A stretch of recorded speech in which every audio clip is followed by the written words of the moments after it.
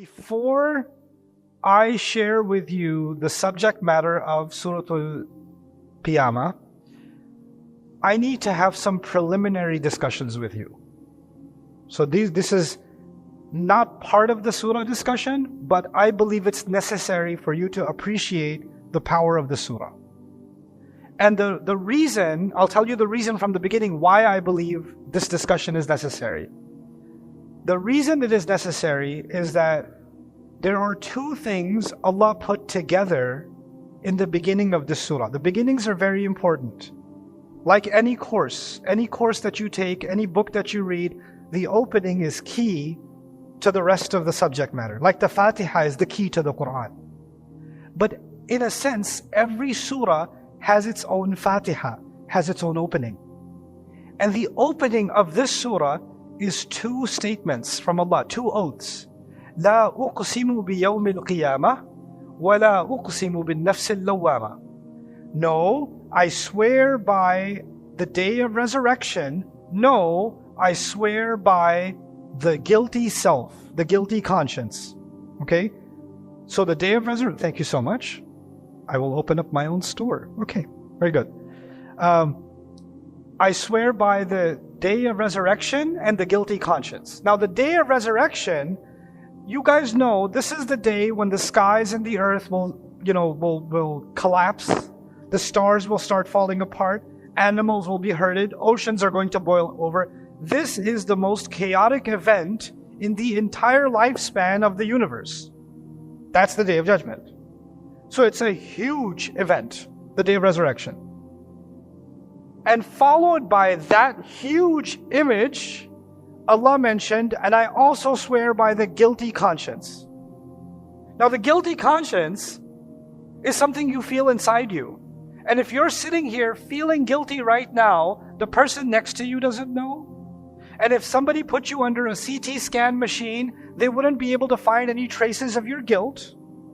They wouldn't be able to measure it in any kind of scale. It is the most unnoticed, invisible, personal, minuscule feeling. It's a feeling, isn't it? The guilty conscience is a feeling. So the grandest of events is compared or put right next to the most microscopic feeling.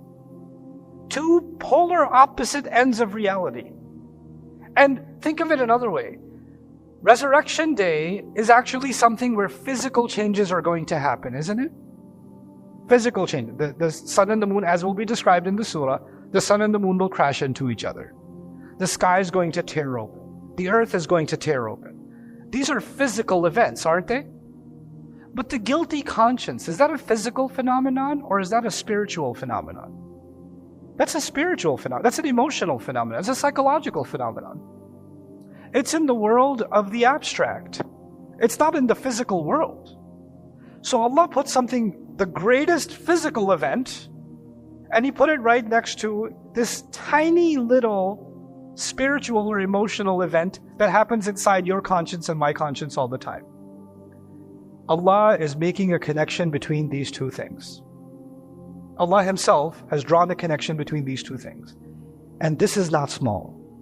And to wrap my head around this, I have to do a lot of homework. I have to do quite a bit of homework. So I'm going to try to lay all of that out on you. And I'm not going to give you a break until I'm done. Sorry. Okay? Because I really need you to have this coherently in your heads. So I'm going to give you a choice right now. Should I give you a 5-minute break and then start this? Or should I start this right away? Should I? Okay. That one child said, 5-minute break.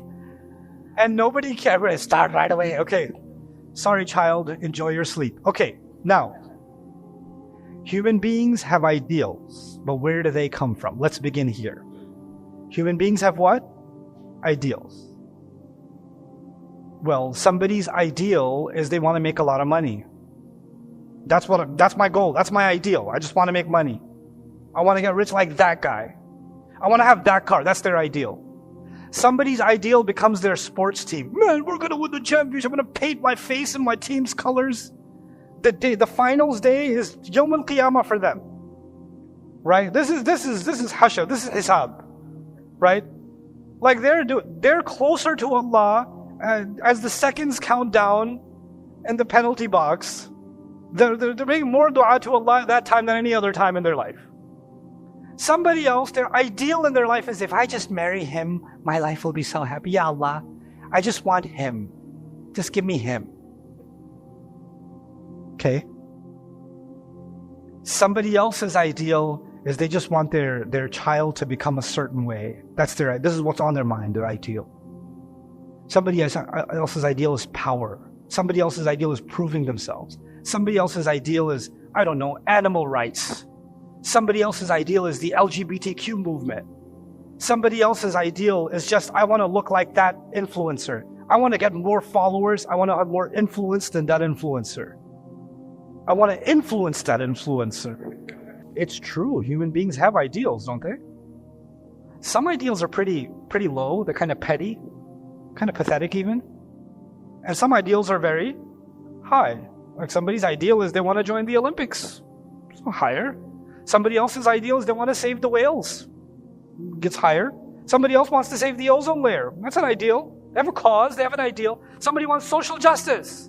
Somebody wants to battle racism. Somebody wants to battle police brutality. Somebody else wants to battle corruption in government. Somebody else wants to... They're ideals. And from the lowest level to the highest. But one thing is for sure. Every human being has what? Ideals. Whether they're pathetic or they're remarkable, they have them. This much we agree. You guys agree? Okay, now let's go forward. Freud. I know there are children here, but you grow up. Okay? Freud answers the question, where do these ideals come from? Where did the ideal for justice or beauty or power, anything, where did it come from? His idea is, well, we have unmet sexual desires, and when human beings aren't able to meet their filthy desires, they come up with ideals to compensate as a substitute for those unmet sexual desires, and that's where religion, politics, morality, art, and science comes from. This is a khulasa of Freud. Okay, this is a summary of Freud. Okay, he's saying that's where ideals come from. Okay, and by the way, Freud also goes on to say, the objective of ideals is to provide human beings a substitute for thwarted urges in religion, politics, morality, and science. Adler, another key figure. These figures, why am I mentioning these figures? You're like, astaghfirullah, why is there a kafir's name on the screen in the masjid? Let me tell you, these people are pillars of the modern world. Education in universities, entire policies in government, political relations, geopolitics, economics. There's not an aspect of life that hasn't been impacted by some of these thinkers. So if you want to understand the modern world as it is, you need to understand some of its intellectual pioneers. The ones who made an imprint on the world as it is today more than anyone else in recent times. These are some of those people. Adler says instinct of self-assertion, meaning he's saying, where do ideals come from? When an individual is unable to satisfy a particular desire for power, they create the desire for a suitable ideal and strive after it to compensate for their sense of inferiority. Let me put that to you in simple terms because that's my job. Somebody really wanted to become powerful. They wanted to rule the world. They wanted to be the governor. They wanted to be what are you going to be? I'm going to be an astronaut. And they didn't get to do that.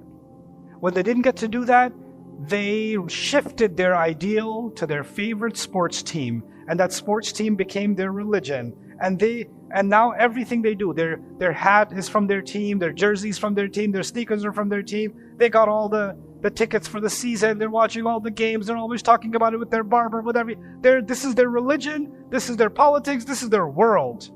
They're listening to the talk show on the radio about that. Why? Because there's something they wanted to accomplish. They couldn't accomplish it, so they substituted it to some other ideal. Right? And now that became their ultimate objective. You with me? Okay, that's what Adler is saying. Karl Marx. We're going further back. Karl Marx is probably one of the people that shaped not only the world with his thought, but also many of the wars that have been fought. Humanity almost came to an end because of Karl Marx. The Cold War, at the end of which the entire planet would have been a nuclear wasteland, the battle between capitalism and communism that some of you don't know about as much, which was going on in the 50s and 60s, right? The world almost came to an end, came from ideas as powerful as Karl Marx. And what's he saying about ideals? He says something crazy. He says something crazy. It's very relatable. He's making sense.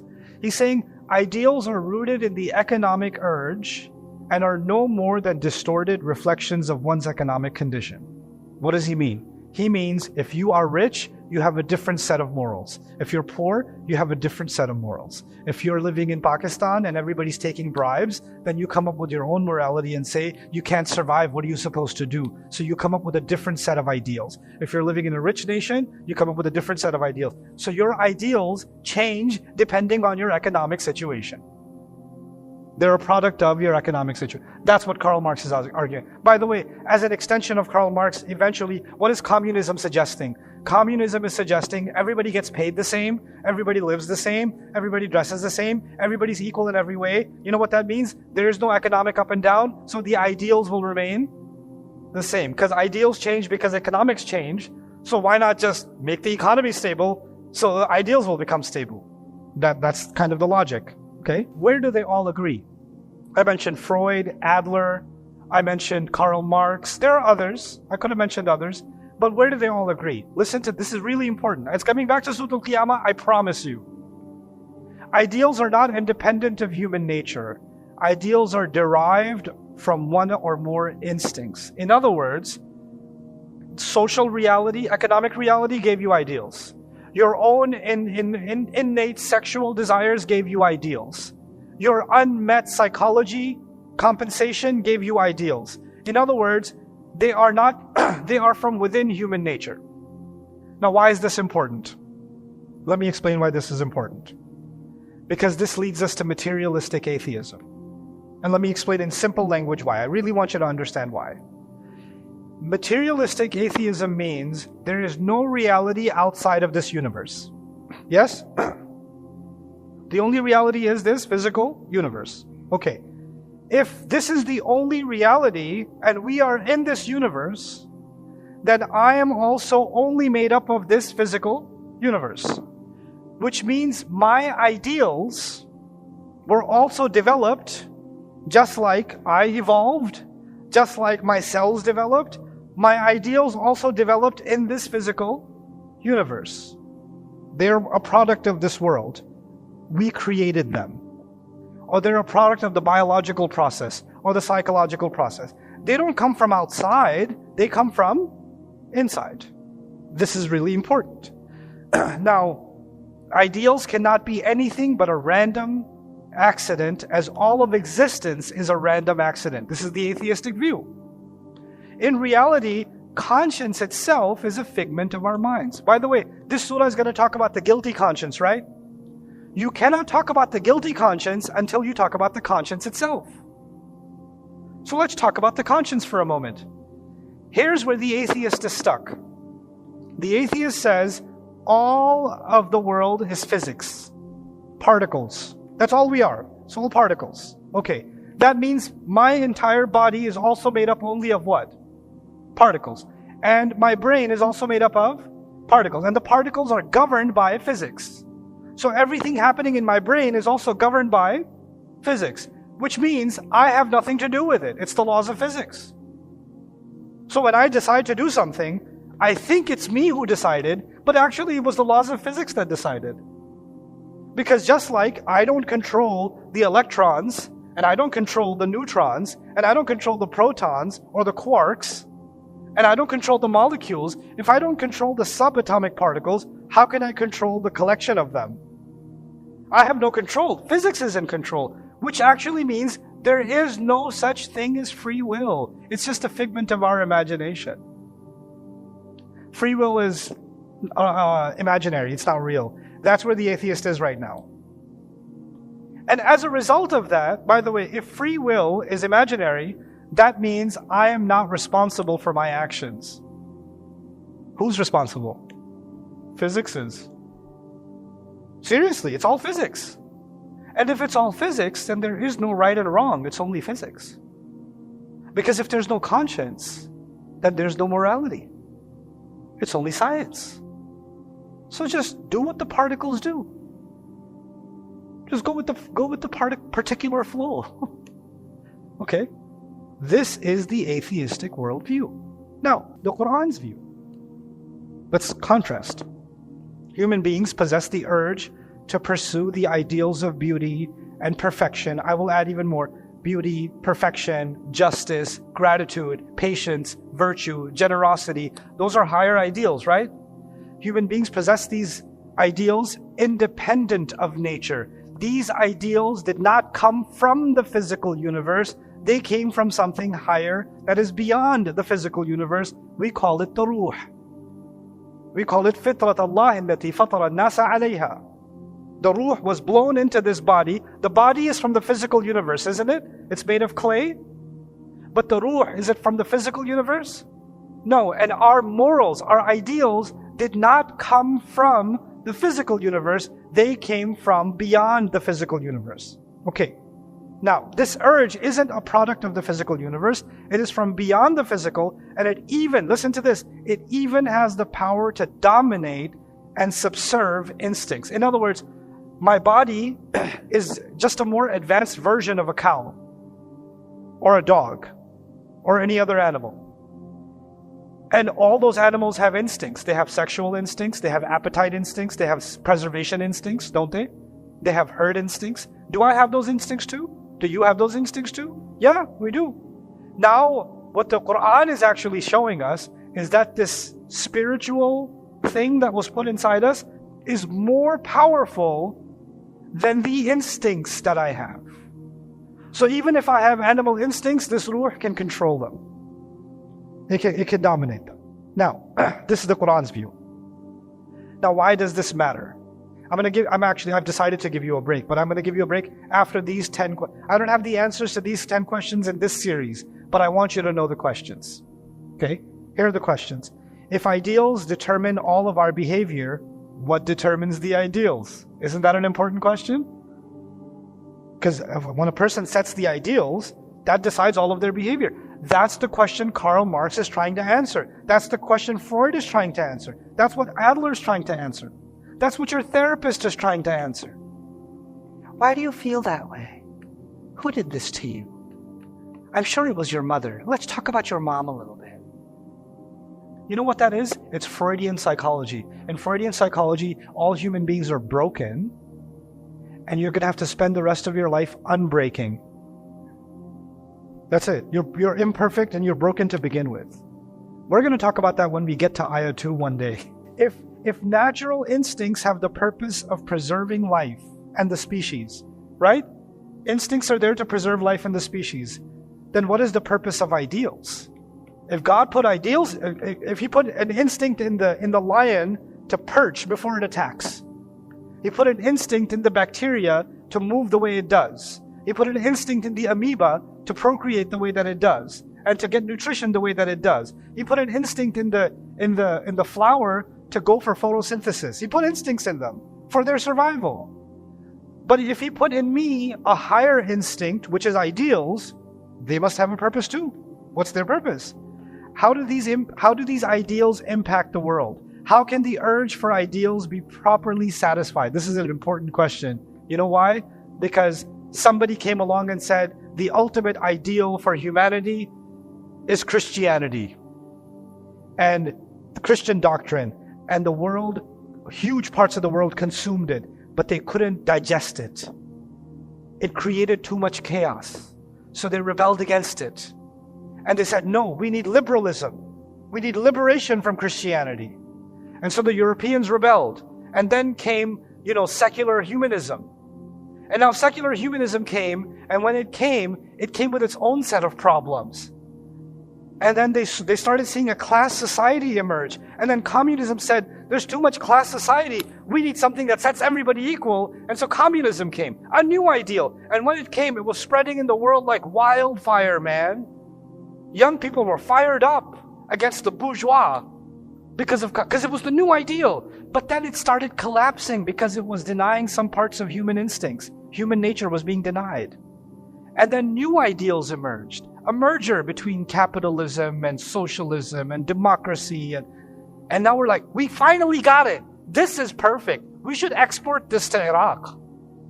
We should export this to Afghanistan. This is great. If people have this, is gonna be awesome, right? Because it works so well for us, right? And now human beings are starting to realize this isn't working either. And then feminism came, because women are oppressed. So feminism came. This is the new ideal. And then radical feminism came. No, you're not feminist enough. We need a radical change. And then somebody else came and said, what do you mean feminine? I'm offended by the word. You're judging my fluidity. I'm another, you know. And so a new ideology came, and then a new idea. And you know what happens every time a new ideology comes? Every ideology is a reaction to something that wasn't being satisfied in the previous one. You see that? But every ideology is imperfect. And it has the germs that will destroy it inside it. And so it starts collapsing on itself. When people ask me, well, Ustad, what do you say about the LGBT? I say, wait. That's all I say. Wait. Why? Why? Because it's against fitrah, right? And guess what happens with anything that's against fitrah?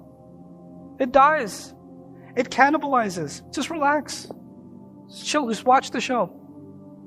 Just watch it rise, and then watch it what? Because when communism was rising, guess what Muslims were saying? What are we going to do about communism? What do we say about... And guess what happened to communism? Rise, and it fell. Ideals do not satisfy the human soul. All this time, we seem to have not found the ultimate ideal that can finally satisfy humanity. It's not a team, it's not the therapist, we can't find it. But it seems in Allah's grand plan, there was a time that is coming where سَنُرِيهِمْ آيَاتِنَا فِي الْآفَاقِ وَفِي أَنفُسِهِمْ حَتَّى يَتَبَيَّنَ لَهُمْ أَنَّهُ الْحَقُّ. All ideologies will collapse, and only the ideology that fits human nature perfectly, that balances between the animal and the spiritual, as we will see later, perfectly. Only that ideology will survive in the end. To me, I'm actually fully convinced the world on its own, as it goes from one crazy ideology to another, is actually naturally taking a course towards Islam. It's like sometimes you have a teenage kid who's going really crazy, and the imam just says, just wait. And the kid gets really stupid, and then he feels really bad, and he comes back and says, I was really messed up. Now I'm memorizing Quran, and I'm taking care of my mother, and I massage her feet every day, and I can't believe I was that stupid. Does that happen? Yep, it happens. It happens. The world is a stupid teenager. It's going through its phases, and then it's gonna حَتَّى يَتَبَيَّنَ لَهُ أَنَّهُ الْحَقُّ. Okay? Do ideals change over time in a person's life, in society, across history? If they keep changing, what is their ultimate destination?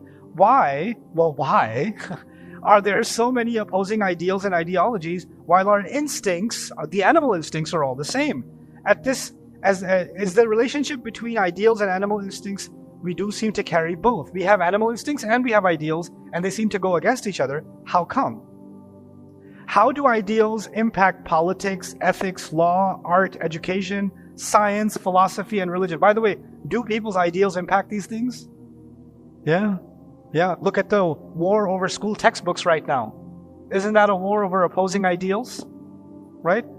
Do ideals tell us anything about the purpose of all creation, of evolution, of a greater reality beyond creation?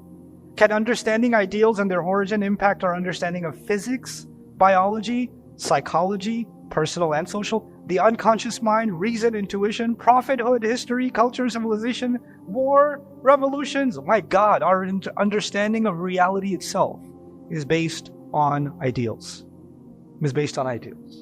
I know this is very philosophical, I know, but it's important. I could just give you an inspirational, like Mufti Menk style talk. I love him. I'm going to send him a WhatsApp that I trolled you today. I'll send him a voice note. But anyway, but I need... Something is happening. The world is getting stupider and smarter at the same time. I figured this out when I went to Pakistan. The dumbest questions I've ever heard in my life came from Pakistan. And the smartest people and the smartest questions I've ever heard in my life came from Pakistan. And I realized this is TikTok. TikTok will either make you dumber than you've ever been, or it'll make you smarter than you've ever. I met 12-year-olds that are smarter than me, that when I was 12, I was an amoeba compared to them.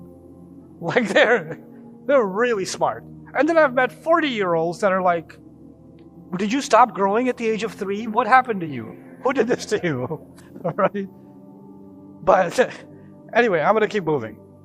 The pursuit of new ideals, actually, we already talked about this. It will break and make way for a new ideal. Okay, so thus far, if you're not asleep already, let's do this. Psychology and scientific atheism is arguing that consciousness comes from within physical nature. It is not from anywhere beyond the measure of physical reality. But after the theory of relativity, something happened. And Muslims didn't pay enough attention, except very few people. I know this is crazy. You guys need to hear this though. Every Muslim should hear this, and I'll give you a book at the end of this that everybody should read. Especially every college student needs to read this book. I'm going to give you a homework assignment. Not today you read it, but make sure you read it this month sometime. Actually, it's on my mind now, so I'll tell you now. It's called The Ideology of the Future. The Ideology of the Future by Professor Muhammad Rafi'uddin. The Ideology of the Future by Professor Muhammad Rafi'uddin. Rarely have I ever read something that profound. Much of what I'm sharing with you is a summary from his first few chapters. Muhammad Rafi'uddin. Okay, listen to some of the... So what is the theory of relativity? The future. The ideology of the future. Okay, what is the theory of relativity? Basically, Newtonian physics said matter can neither be created, finish the sentence, matter can neither be created nor destroyed, which means matter is eternal. So for physicists, since the time of Newton, the only thing that is forever, lam yalid wa lam yulad, was the physical universe. That was the physics. And so God was replaced with the universe. Then came Einsteinian physics and eventually paved the way for quantum physics, where matter can actually be converted into what? Energy, and energy itself can disappear. Which means matter can eventually become nothing. Matter can become nothing. And when that happened, this was an existential crisis for scientists and physicists around the world, especially in Europe. This theory actually caused a great deal of depression. Listen to some of the things these people said. This is in the 30s, 40s, and 50s, okay? After the theory of relativity, Professor Rogier in the book Philosophy and New Physics writes, nothing is created and nothing is lost. That's Newtonian, right? One must now substitute the contrary principle, nothing is created, everything is lost. He was so depressed. The world marches towards final bankruptcy. Wallahi al-azim, innaka kadihun ila rabbika kadhan famulaqihi. Katab dhalik wa lam ya'rif. He wrote humanity's heading towards bankruptcy. He didn't even know innal insana lafi khusr, and he wrote that. Like he was writing ayat of Quran without knowing he's writing about ayat of Quran. Dr. Harry Schmidt, his book Reality and the Universe. Space and time sank into shadows. Motion itself became meaningless. The shape of bodies a matter of viewpoint. The world there was banished forever. Then he wrote a poem. Woe, woe, thou hast destroyed the beautiful world with violent blow. Now we sweep the wrecks into nothingness. Fondly we weep the beauty that has gone. وَمَا الْحَيَاةُ الدُّنْيَا إِلَّا لَعِبٌ وَلَهْوٌ وَلَعِبٌ. This world is nothing, just a play. It's flimsy, it's gone. Allah says this in the Quran, and now they're like, oh my God, this dunya is nothing. This dunya is nothing. They're having these spiritual crises without knowing. Professor Planck, the preponder of the quantum theory, remarked in an interview with J.W.N. Sullivan, which appeared in The Observer on January 26, 1931. Listen to this. This is my favorite one. I regard consciousness as fundamental. This is a physicist saying what? What is fundamental? Consciousness is fundamental. I regard matter as a derivative of consciousness. إِنَّمَا أَمْرُهُ إِذَا أَرَادَ شَيْئًا أَنْ يَقُولَ لَهُ كُن. Allah consciously says, kun. Irada is consciousness. Allah's irada, Allah's conscious decision to create became creation. This physicist who developed quantum theory says, I regard consciousness as fundamental. I regard matter as a derivative from consciousness. We cannot get behind consciousness. Check this out. We can get behind physics. We can get behind matter. Behind matter is energy. Behind energy is nothing. But behind that nothing is consciousness, and we cannot get behind that. This is, لَيْسَ كَمِثْلِهِ شَيْءٍ. لَيْسَ كَمِثْلِهِ شَيْءٍ. And this is like, Allahu wara' thumma wara'ul wara'. Allah is beyond the beyond. You can't get behind Allah. Right? So, now check this out. He goes on. We cannot get behind consciousness. Everything that we talk about, everything that we postulate as existing requires consciousness. Everything requires iradatullah. Kun fayakun. It requires it. This is all going to come back to Surah Al-Qiyamah, I promise, before the Day of Judgment. It's coming. Okay? Sir Oliver Lodge, the universe is ruled by mind. They can't say Allah, right? So they're going to say what? Mind. And whether it be the mind of a mathematician, or of an artist, or of a poet, or of all of them, and more, it is like whether he has the asma, وَلَهُ الْأَسْمَاءُ الْحُسْنَى. So he says, one of his asma must be his mathematician, he's al-Hasib, right? And he's al-Jamil, and he's al-Musawwir, an artist, right? Are these Allah's names? Right? And then he says, and of all of them and more, it is the one reality, al-Haq, which gives meaning to existence. خَلَقَ السَّمَوَاتِ وَالْأَرْضَ بِالْحَقِّ. Allah Himself is al-Haq, and He created samawat wal-ard bil-haq. Enriches our daily task, encourages our hope, energizes us with faith, wherever knowledge fails, and illuminates the whole universe with immortal love. This is a physicist talking. A physicist. Nowadays, when you think of scientist, you immediately think atheist. There has been a suppression of the community of scientists that developed incredible spiritual insights because of quantum physics. And let me tell you why that happened. Because quantum physics for the first time says there's more to reality than matter. Right? Which means for the first time we had to acknowledge the ghaib. The ghaib, the unseen, became part of the scientific discourse. This was unprecedented in human history. Right? There's more. There's more. I know you're not bored because I believe in myself. Okay. Sir James Jeans, The Mysterious Universe.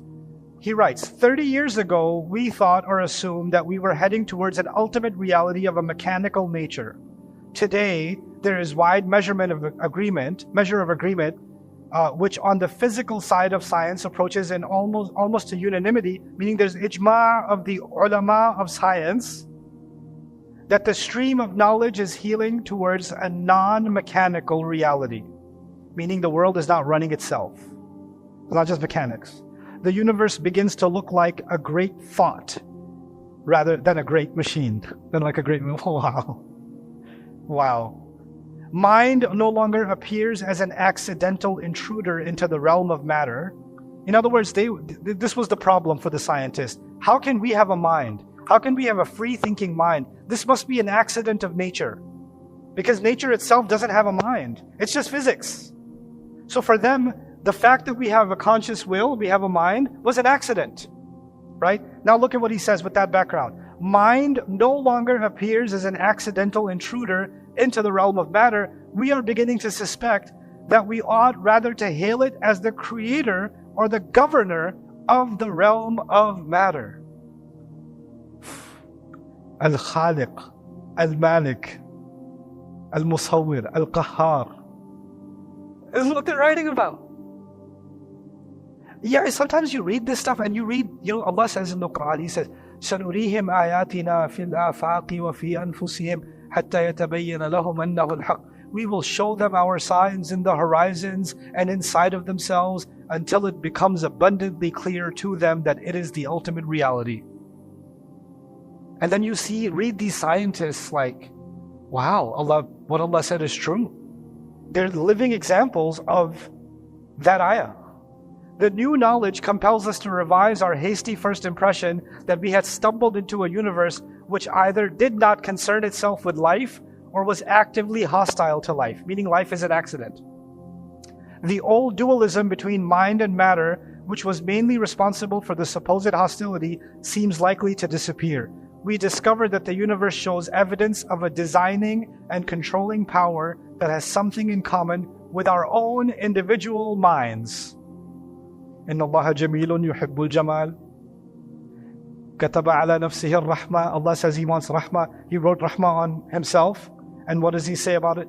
About us? وَتَوَاصَوْا بِالصَّبْرِ وَتَوَاصَوْا بِالْمَرْحَمَةِ. Right? Allah has certain qualities. He's as-sabur.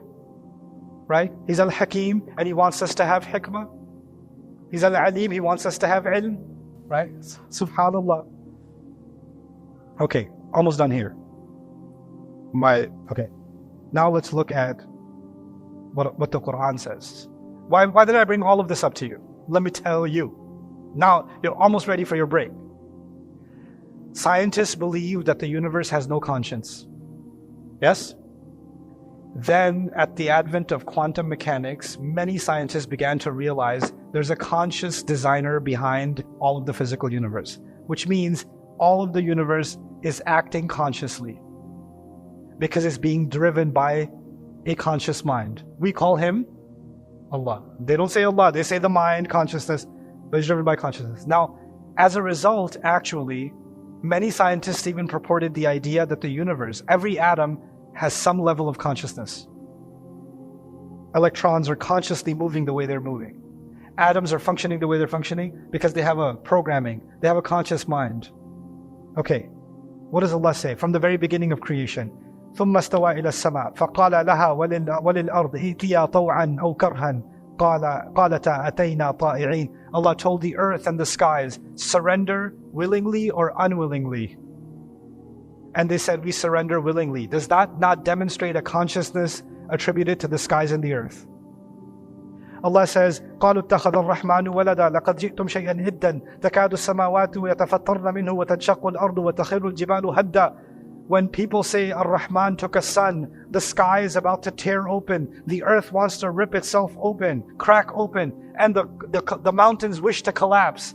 When the sky wants to rip open and the earth wants to tear open, does that not demonstrate the unwillingness of the skies and the earth to even listen to a word of shirk?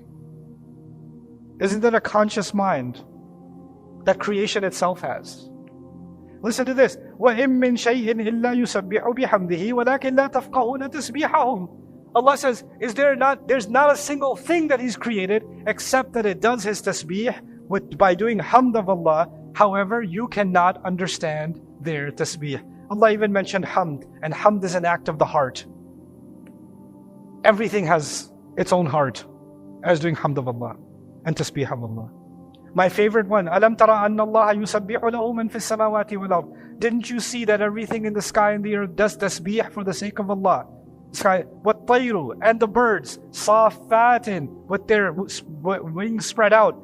كُلٌّ قَدْ عَلِمَ صَلَاتَهُ وَتَسْبِيحَهُ. Every one of them truly knows their own prayer and their own tasbih. Every bird knows how to make their own tasbih. You know, sometimes you go at Maghrib, you're stuck in traffic, you're Maghrib at a traffic light, and you see all these birds perched up on the cables, right? The power lines. كُلٌّ قَدْ عَلِمَ صَلَاتَهُ. This is their Maghrib salam, man. That's how they do it. كُلٌّ قَدْ عَلِمَ صَلَاتَهُ وَتَسْبِيحَهُ. Did the Quran describe that the universe itself has a conscience? Yes. Yes. Let's take that a step further. If every particle has conscience, the rock, this bottle, this cloth has conscience, it has conscience, then when the bacteria came on this planet, it had a higher level of conscience because it's working against gravity. It's working against the other matters of physics. It's fighting for life. The amoeba, higher level of consciousness. The monkey, even higher level of consciousness. The whale, the elephant, higher and higher levels of consciousness. And at the top of all of them is who? The human being, and he was given the ruh, the highest level of consciousness. Evolutionary biologists say, oh, you people of faith, you believe that you're the only one who has conscience? No, monkeys have self-awareness too. We're like, no, idiot. We believe even a rock has consciousness. Well, we've just been given the highest level of it. The highest level of it. But now understand the point. This is the point where I'm going to give you the break. I did all this story to get you to this point. If Allah gave an animal instincts, part of its conscience, instincts. So the lion goes under the tall grass so it can blend before it attacks, yes? That's a conscious act, yes or no? Right? Okay. The bird is building a nest. A conscious act, yes or no? It's protecting its eggs, conscious act, yes or no? So life engages in these conscious acts, these instincts, and the purpose clearly seems to be survival. The purpose of those instincts seems to be survival. And if you take a step back, if you look at non-living things, like rocks and trees and birds, then they have physical qualities, physical properties, or even energy like fire. It seems to have a physical, functional purpose. Metal has a certain functional purpose. Wood has its own functional purpose. Fire as a phenomenon has its own functional purpose, etc., etc., etc. So at a lower level, it's functional purposes. At a higher level, for living beings, it's the purpose of preservation of life. Then you come to the human beings. Human beings have been given something nobody else has been given. What's that? The ruh. And the ruh is full of much higher ideals, isn't it? So if everything else has a purpose,